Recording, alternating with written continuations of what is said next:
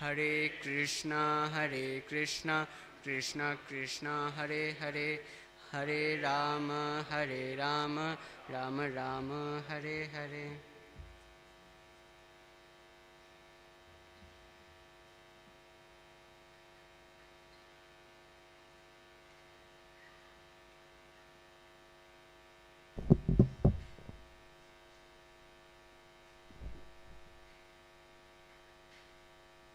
नैतादृशानां स्वजानव्यापेक्षया ग्रान् प्रतीयात् अनुवष्टितात्मनां ये भयागतान् वक्रदयोऽपि सचते द्रोपितभ्रूभिरमशांशिभिः नैतादृशानां स्वजानव्यापेक्षया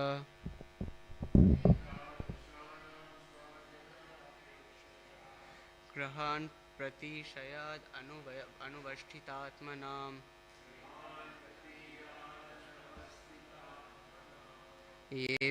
येभ्याक्तान् वक्रधिया भिचक्षते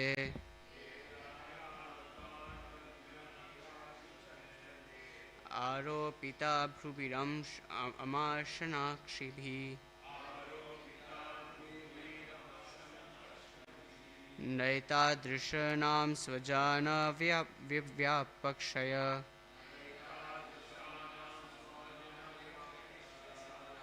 गृहान् प्रतीद्यात् अनुवष्टितात्मनां येभ्यागतान् वक्रधियाभिषक्षते आरोपिता भ्रुभिरमाशनाक्षिभिः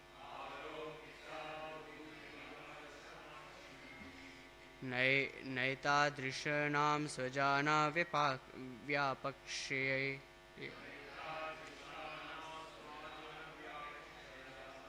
ग्रान् प्रतयात् अवाष्टितात्मनां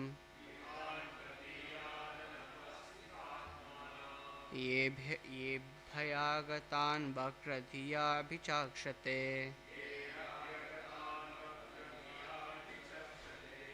आरोपिता भ्रुभिरमाशंसिभिः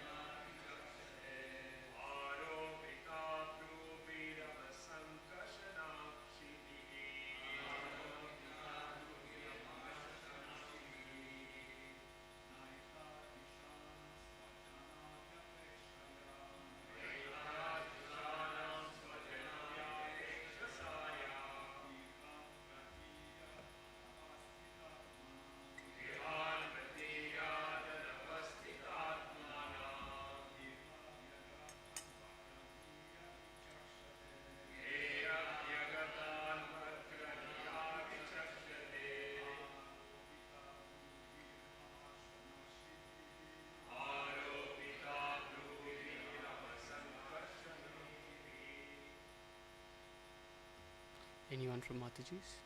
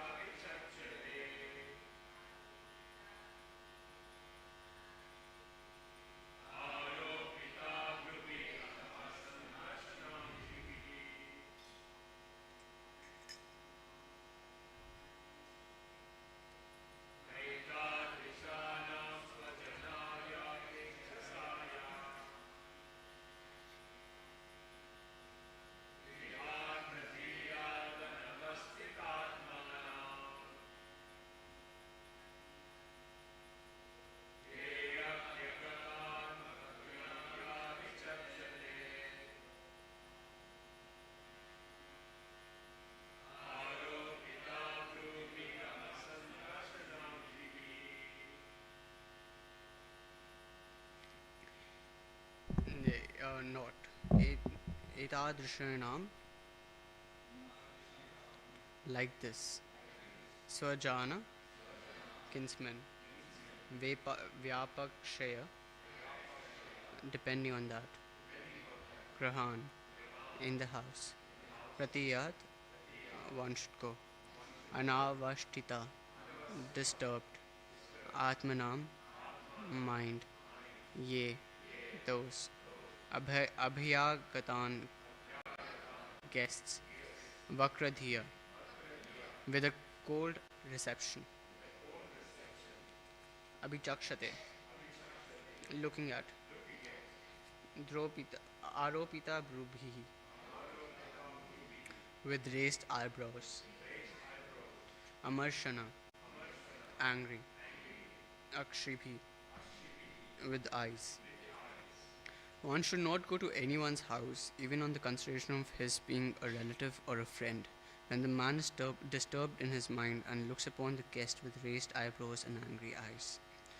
However low a person may be, he is never unkind of his children, wife and nearest kin.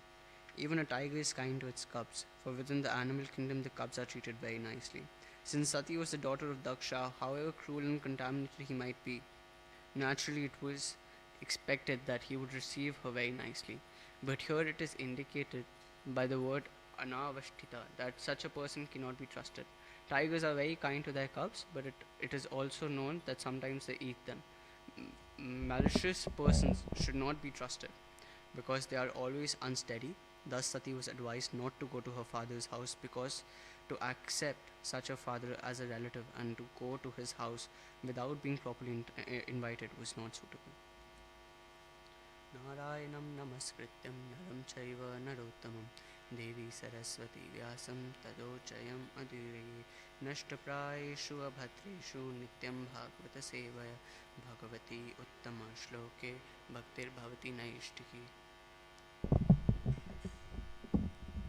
So, according to the scriptures, three types of associations are mentioned: uplifting, neutral, and dejecting.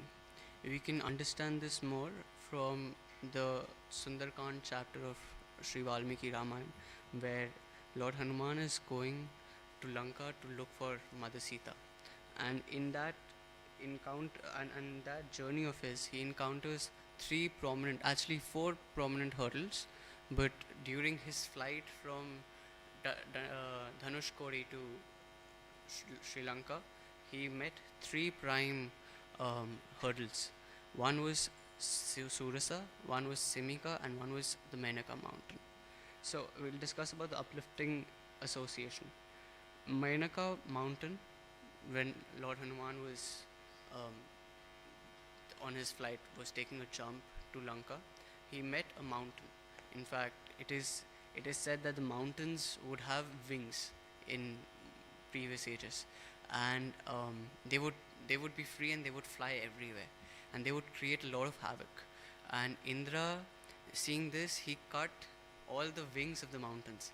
During that time, Vayu took this Mainaka mountain and submerged him, hid it in the ocean, in the Indian Ocean.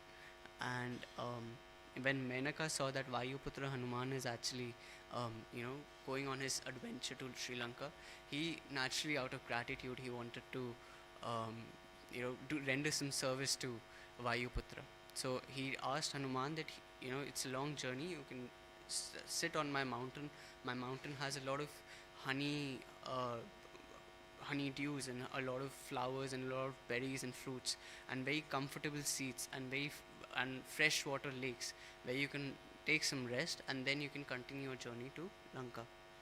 The Hanumanji said that I'm on my service to Lord Ram and I can't wait, but because you've been so kind and so merciful to be willing to render some comfort to me, I'll accept it.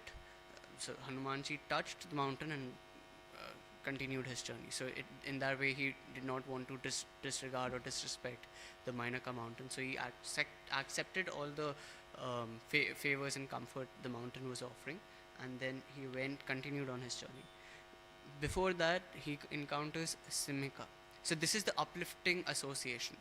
Devotees trying to help each other, devotees having Maitriya Bhav or compassion and friendship towards each other. That is uplifting experience, uplifting association a person has in his devotional life. And the next type of association would be neutral, where neither it's good nor is it bad. Nor do you might learn things, but the experience is okay. It is fine. So a parallel comparison can be, or an analogy can be drawn through this demon called Simika. Uh, this demon Simika had a benediction that from Lord Brahma, that whoever crosses the ocean has to enter her mouth. Basically, that she could eat them, and then they have to, if they survive, they can go to Lanka. So Simika stops Hanuman and says that I've been blessed by Lord Brahma, and if you have to go and continue your journey, you have to enter my mouth first. So Hanuman said, okay. Simika, Hanuman suddenly increased his size. And Simika increased her size according to the scale of Hanuman's body. Then Hanuman further increased his size, and then Simika further increased her mouth. And then Hanuman further increased her size, and then Simika further increased her mouth. And then Hanuman suddenly became the size of a mosquito, entered Simika's mouth, and came back. So this is actually one of the ways we can deal with someone who's arrogant. When we are dealing with someone who's arrogant, if you show an arrogant person how strong or how powerful you are or how prominent you are, the other the arrogant person will show his prowess, and then you will show your prowess, and he will show his prowess, and then it's like a never ending journey. Never It doesn't reach to any constructive conclusion. But when you show your humility a devotee is naturally humble, but when you show your humility, when you actually are ready to give all the glorifications to others, and just focusing on us, when we more focused on our service, then that is where we can actually conquer even an arrogant person. And we see this example in this chapter, where Daksha, who's arrogant, even during the fire sacrifice which happened in the heavenly planets, he wanted to show his prowess. He wanted to show how important, what a VIP he is. But Lord Shiva did not. If Lord Shiva would have stooped down to his level and would have to show his prowess, Lord Shiva is the Supreme Lord's Guna avatar. He's way more superior than Daksha as far as position is concerned. But Lord Shiva showed his humility. He just walked away from the sacrificial arena because he did not want to. He did not think it is fit to get into arguments and um, you know arguments like this. So we see that Hanuman, he actually, this very beautiful story I was listening to by His Holiness Radhanath Swami Maharaj, where he was discussing how there was this Brahmana whose name was Roop Charitra, who was from Pune, and he wanted. So his father wanted him to become a scholar, but Roop Charitra was being a child. He was very interested and very always engaged in having fun and frolicking around. He would never study, and his father would try his level best to get his son to go to school, but he would just not want to study. So just to teach his son a lesson, his father took some ashes and put it in his food. Considering this to be a disrespect to himself, he left the home and he went to Navadvip, and he learned. He took a lot of education. He got into education. He had a lot of scholars who taught him, and from there he went to Puri. When he went to Puri, he saw Mahaprabhu doing his pastimes, but he still kept his distance. Anyway, now when he becomes a scholar. He goes to every town and village with a Vijay Patra, and he Vijay Patra as in a letter, and he says that he challenges everyone. He challenges all the scholars for a debate, and if they lose, they have to sign that Vijay Patra saying that you lost to Rupa Charitra. So he goes to all the villages. He conquers everyone. He his scholar his he was so scholarly that Saraswati Devi herself blessed him and favored him when he would actually debate.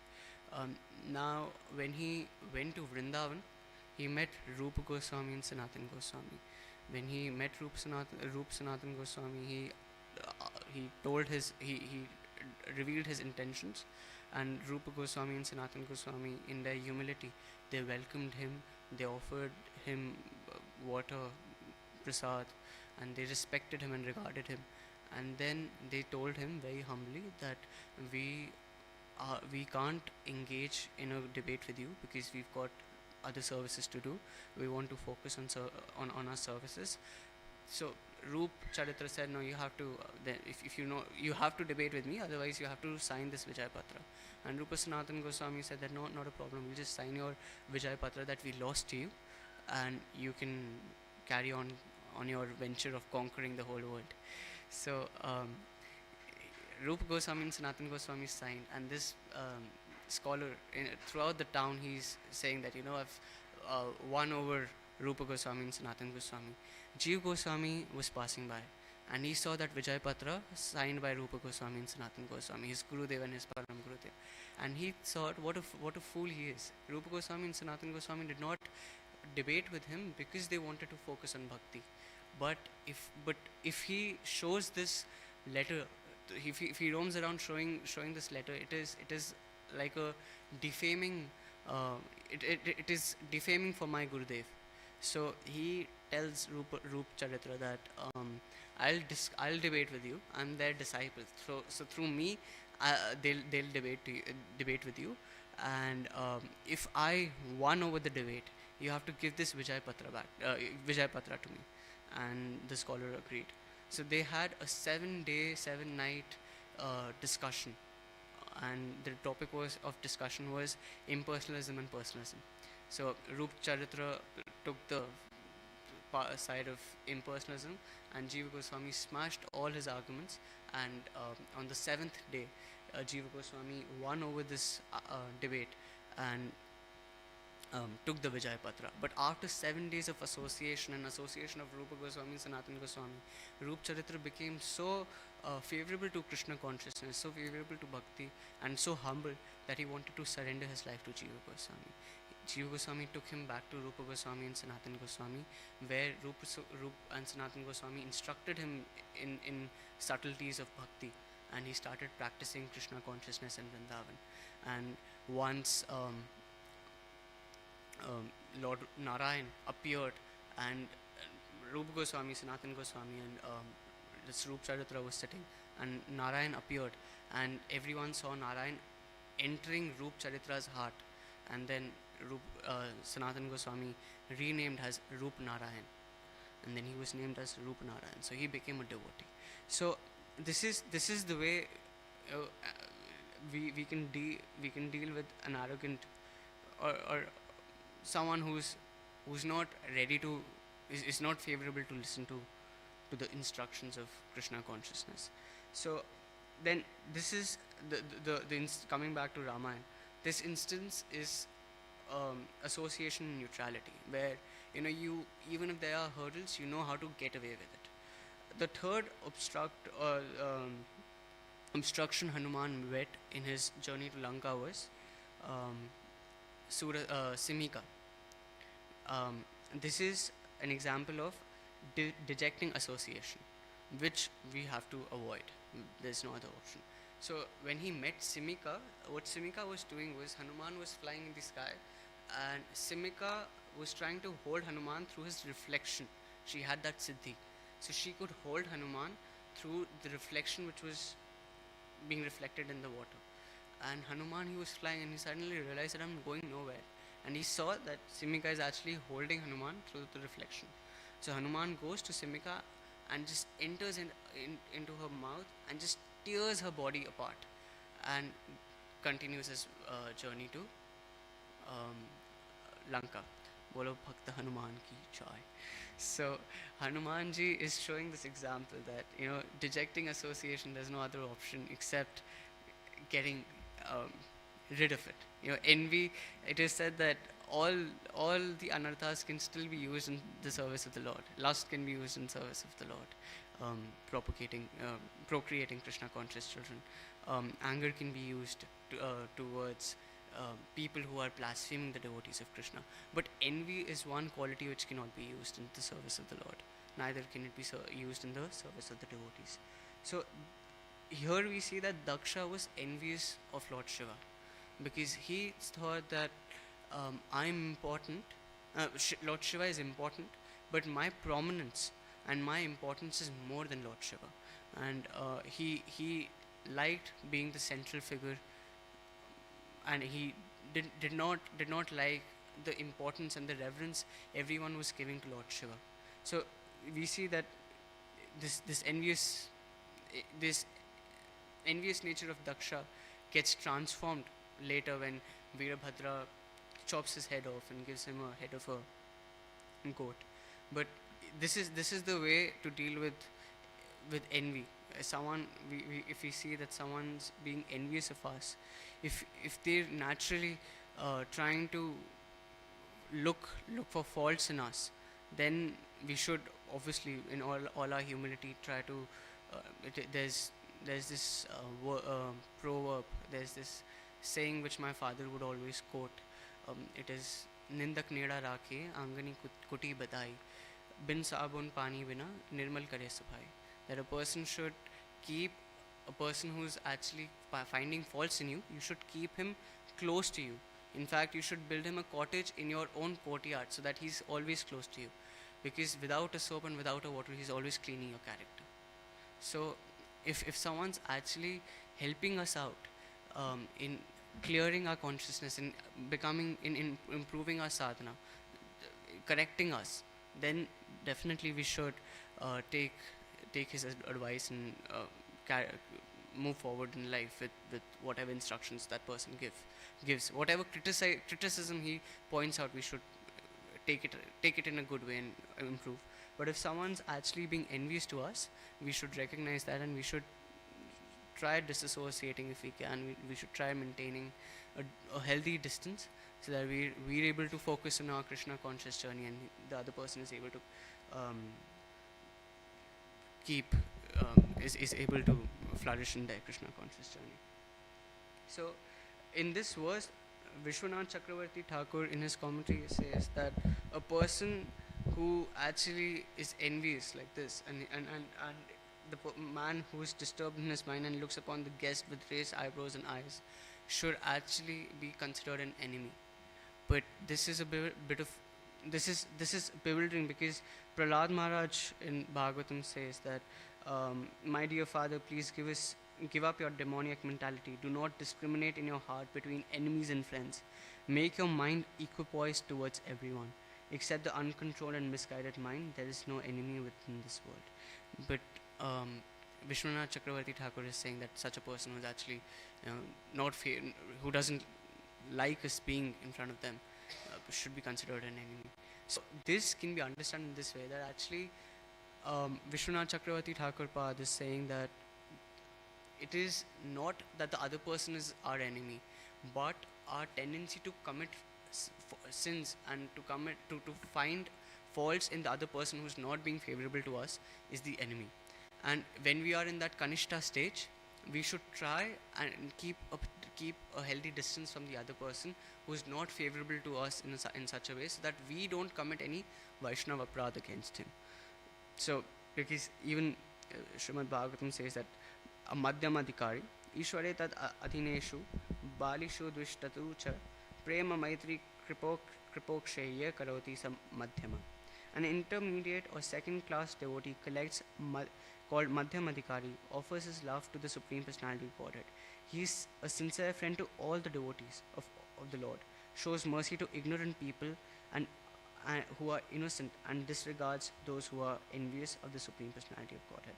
We see that even Narad Muni, when he converted the 10,000 Harishwas and 1,000 Shavalasvas, which were the sons of Daksha, Daksha was angry at Narad Muni because he wanted all his sons to get into Grihastha ashram, but all of them took the brahmachari lifestyle, and so they were but Narad Muni did not you know disassociate. He actually went to Daksha, and Daksha was angry, and he was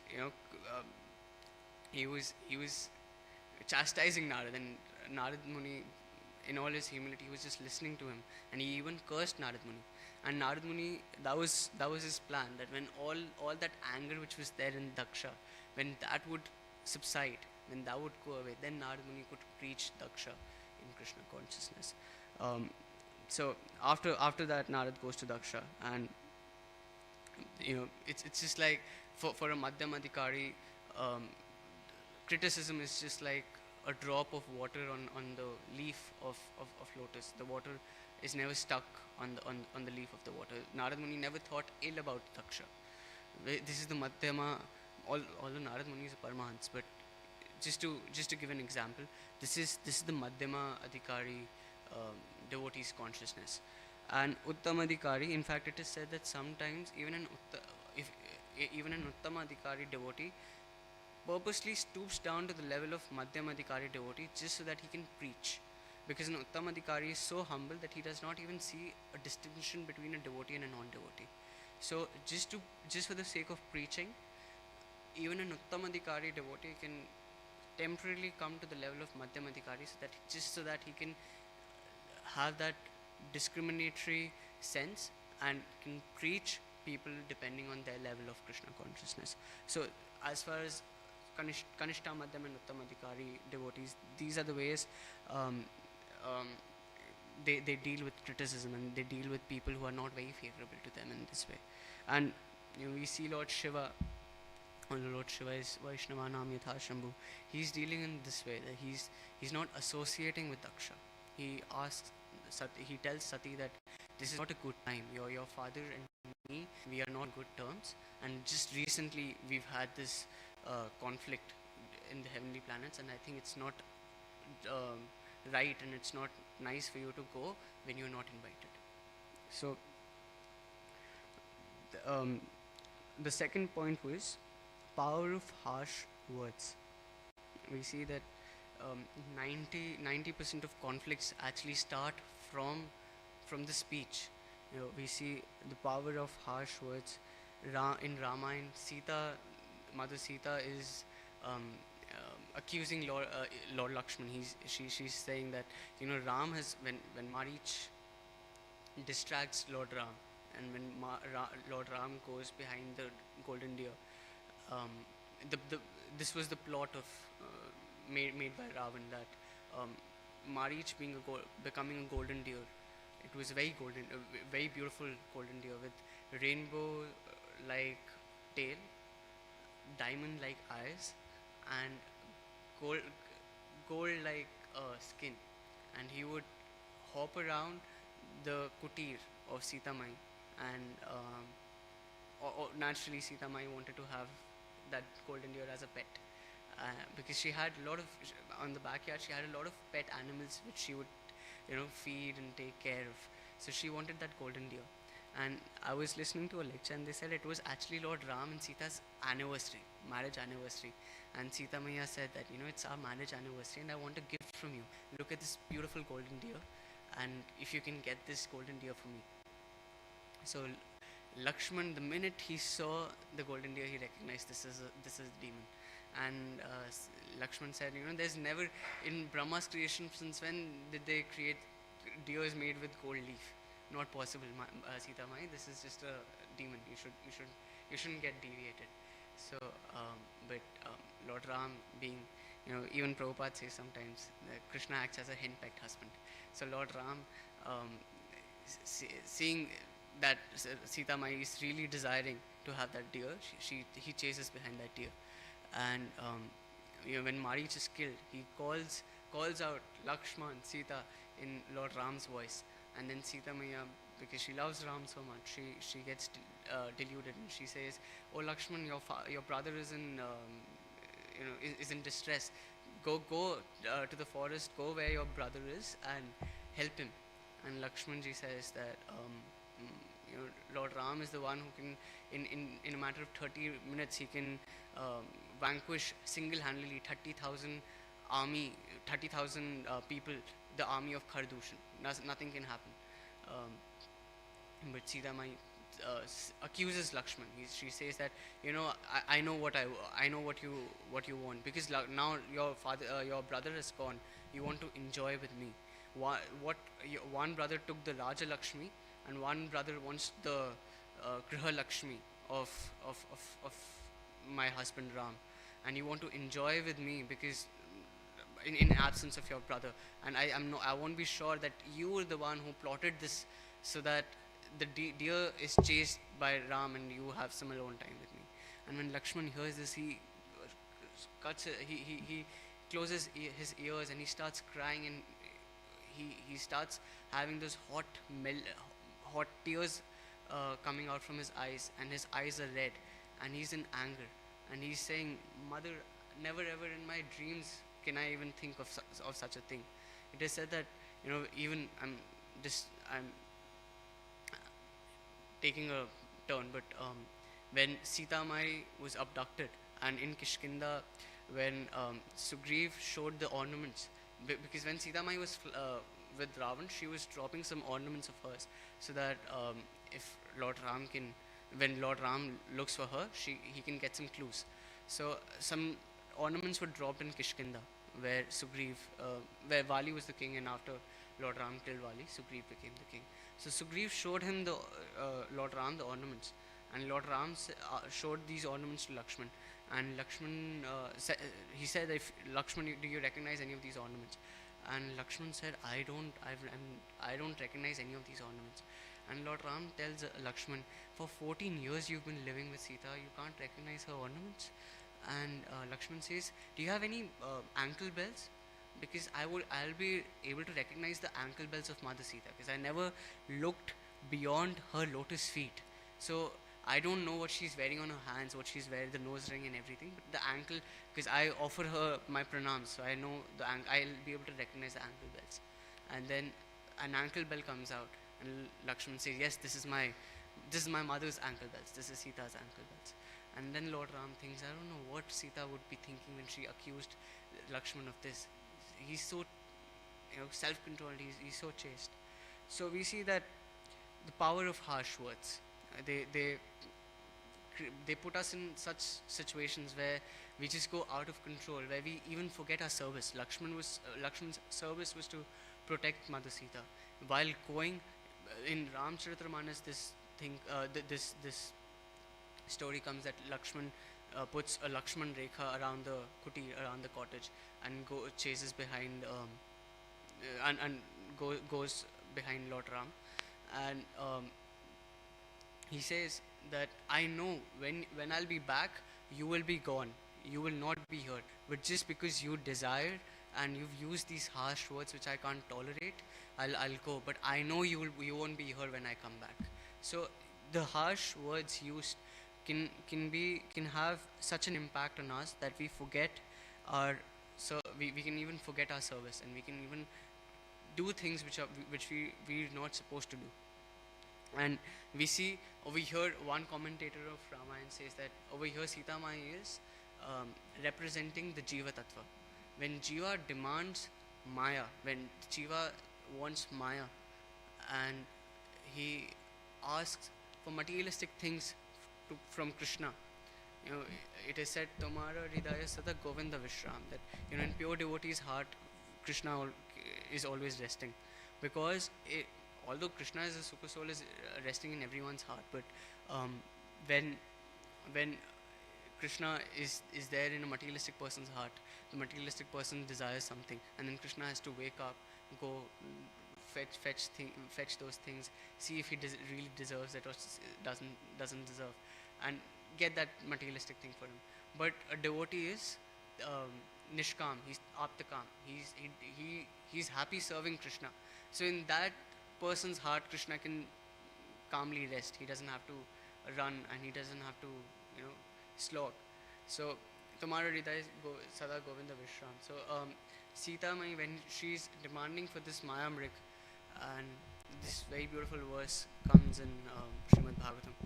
Tyaktva sudustyaja sure sitaraj lakshmi dharmishta aryavachasad yadakadaranyam mayam rigam daitaye sita anvadhavat vande mahapurushate charanarvindam.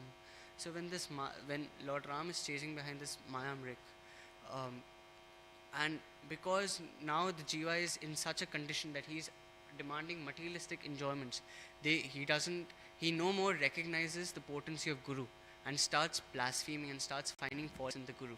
And when he does offenses towards Guru Tattva, what happens? Maya Rupi Ravan comes, Maya like Ravan comes, and he takes the jiva away.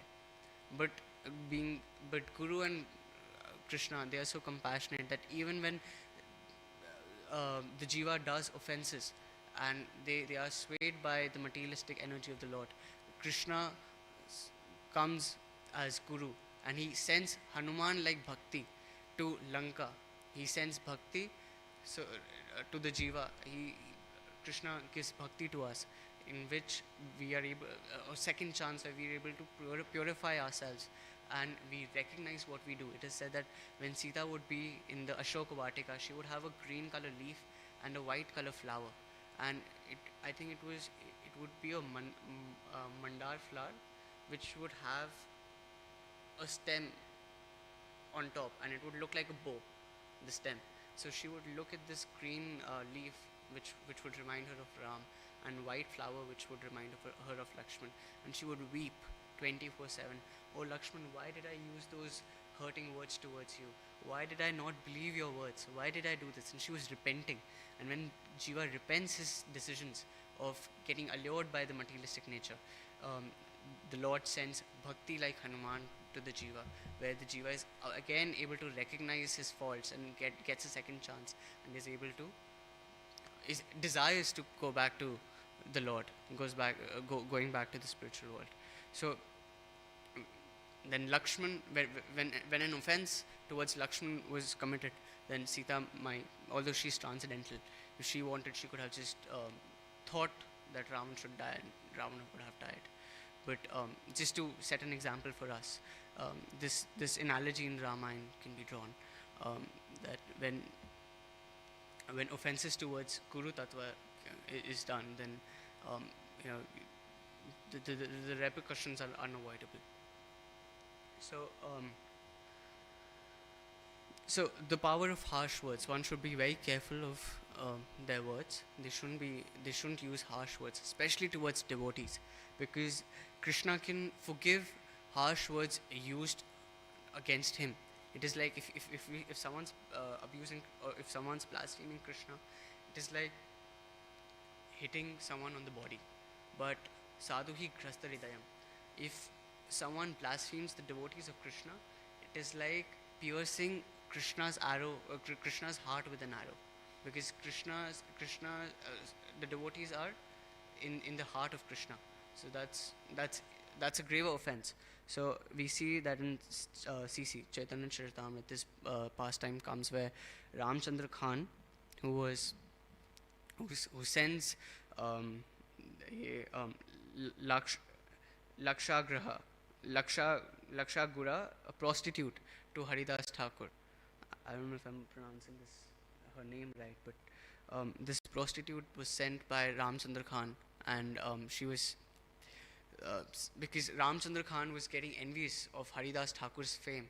He was getting famous as a great saint, as a devotee of the Lord.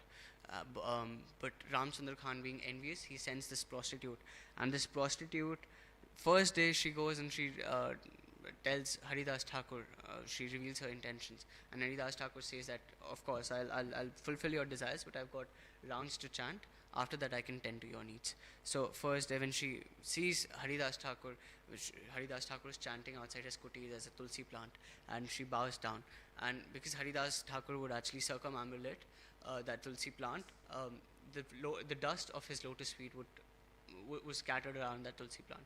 So when she bowed down, Bhakta Pada Dhuli, Bhakta Pada Dhuli, Bhakta Pada Chal, Bhakta Bhakta Avashesh, Teen Mahapad. So the first day she got Haridas Thakur's lotus feet, the dust of Haridas Thakur's lotus feet on her head.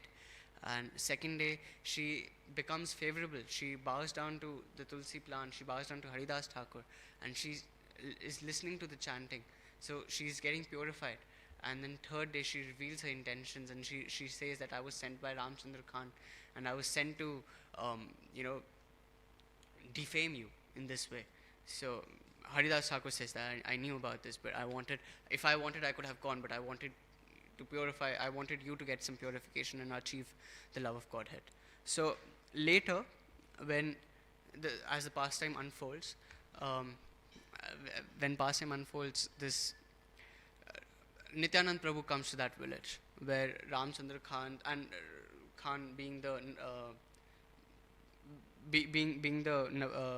being at the prominent position, being the sarpanch of that village, being the head of that village, he has this mansion, he has this palace, and over there's a Durga Mandap where during Durga Puja the deity of Durga Devi is worshipped. So Nityanand Prabhu goes to that Durga Mandap and he calls for Ramchandra Khan and he says that I've come with my associates and organize a feast, where Ramchandra Khan says that sees from a distance and sends a messenger to Nityanand Prabhu that don't stay on the Durga Mandap, go to Goshala and something can be arranged.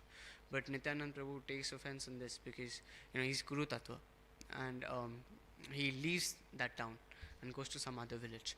Later on, now because first initially when we do some Vaishnava Aparadha we feel bad, but if we continue doing Vaishnava Aparadha, our heart gets hardened and we even stop recognizing that we're doing offenses towards devotees.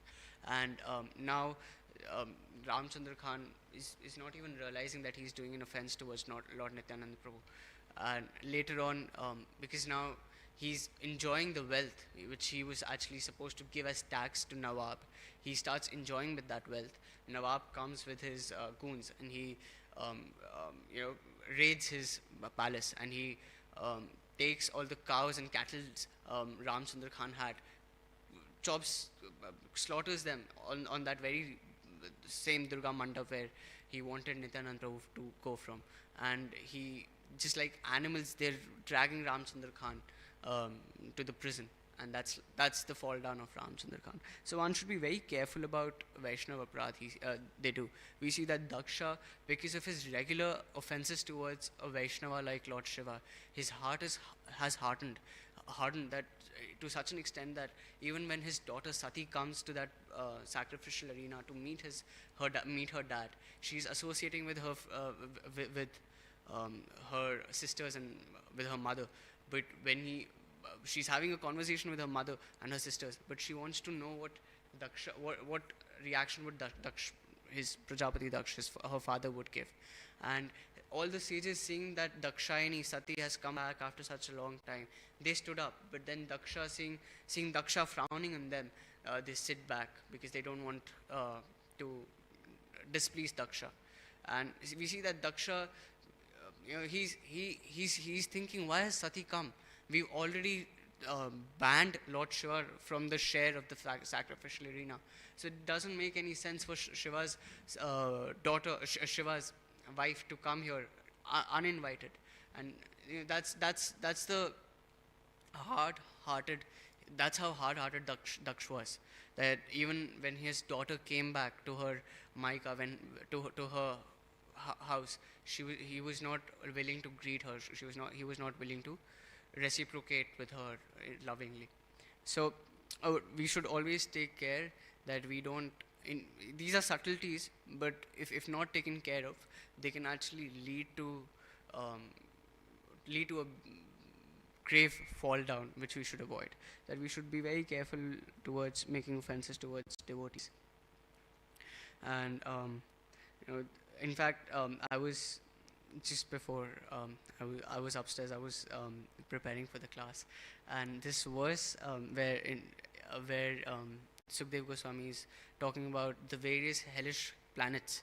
So the beauty of this of the Bhagavad religion is that both of the parties get instructions. If there's an instruction um, for us to don't for us to not to go to people's house unannounced, there is also an instruction where if someone comes to your house unannounced, Atiti Deva Bhava, you are supposed to treat them like devas, and you're supposed to treat them with all respect. And if you fail to do that, there's a hellish planet especially for this, and you get to suffer in that hellish planet. So the verse is pretty complex. I won't be able to read it, but I'll read the translation. A householder who receives guests or visitors with cruel glances, as as if to burn them to ashes, is put to the hell called Parya, Paryavartana, where he is gazed by hard-eyed vultures, herons, crows, and similar birds, which suddenly swoop down and pluck out his eyes with great force. So if you see an uninvited guest with a frowning eye, that is the fate you will meet. So we should be very careful to be respectful towards guests also. And actually, this is in my according to my intelligence, this is the beauty of Vaishnav relations, that you know we should invite, especially grahasthas should invite Vaishnavas to their house and feed them prasad and serve them sincerely. We see that Prabhupada's father would invite devotees, sometimes even devotees from other sects, and he would serve them menially. And when they would be going, he would just beg them, he would just request them to please bless Abhay, Srila Prabhupada, that he becomes a pure devotee of Srimati Radharani. And that pure devotee is making so many pure devotees throughout the world. Jagat Guru Srila Prabhupada ki jai. So we, you know, there is this instruction that we shouldn't go to people's house unannounced. But if someone comes to our house, we should be very happy. We should be on cloud nine. We should greet them. We should respect them. We should feed them. It is said that more than the offerings of pure ghee in the fire, the Lord is pleased by if puris and if food preparations are cooked in that pure ghee and offered to pure Vaishnavas. So the Lord has Mad Bhaktya Puja Badika. The Lord appreciates service towards his devotees more than the service towards himself. We see that Daksha is having a great sacrifice to please Vishnu, but he is offending a Vaishnava like Lord Shiva, which doesn't make any sense, which is natural, which is destined to be doomed, where Veerbhadra comes and he devours this sacrificial fire, this sacrificial arena of Daksha and this whole arrangement. But when Daksha gets humbled, when Daksha recognizes his faults, and again when he does this fire yajna, Lord Vishnu comes on his Garuda and accepts obligations, and when after he repents and after he corrects his mistakes. So we should be very careful towards not doing any offenses towards the Lord, trying to recognize these three types of associations: uplifting, neutral, and dejecting associations, and being responsible and being vigilant when and how we should act. And even if someone's being unfavorable to us and being envious to us, we should try that we maintain our standards and we maintain our Vaishnava etiquettes and do not offend them. It's 8:50. I think we can have 10 minutes for suggestions, comments, and questions. Yes, Prabhu.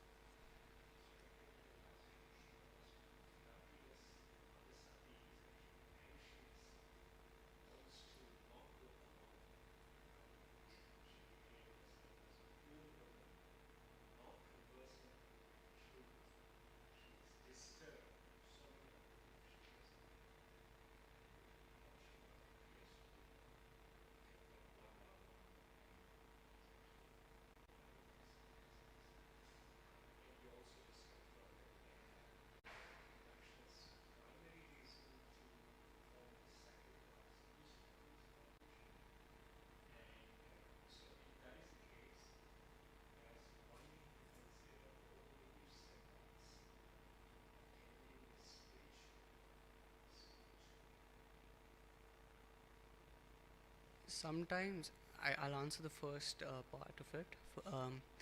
This is the nature of women. When they have this desire, when they have desire to do something, they Hare Krishna, they tend to foresee the repercussions. Because women are more emotional in their nature. Men are supposed to be more rational and more you know vigilant and understanding to the circumstances, the pros and cons. But women, when they are emotional, we see that Maya Sita would never mean what she said. But when she got agitated seeing her husband in a pool of trouble, and she got emotional, and she used these words of insult and accusations towards Lakshman. So women are supposed to be emotional, and see Devi Sati, being being a woman, she was emotional. She wanted her husband to not be so rational, to be so rational, and just come with her to the, because she was imagining, when she'll go, she'll meet her sister, she'll meet her mother, she'll meet her dad, and all those happy moments she was imagining. But she was foreseeing the instances which took place before, where Daksha is having a problem, having an issue with her husband. So that's her being emotional and foreseeing these pros and cons. But Lord Shiva, being, he's he he's a superhuman, he's a superman, and he's being rational, and he's telling Sati that, whatever you're thinking, this is not the right time to do this. I understand that you want to meet your sisters, you want to reunite with your family, but this time where they've invited everyone but they've not invited us purposely, they might, we shouldn't go to their house. So, does that answer your question, bro?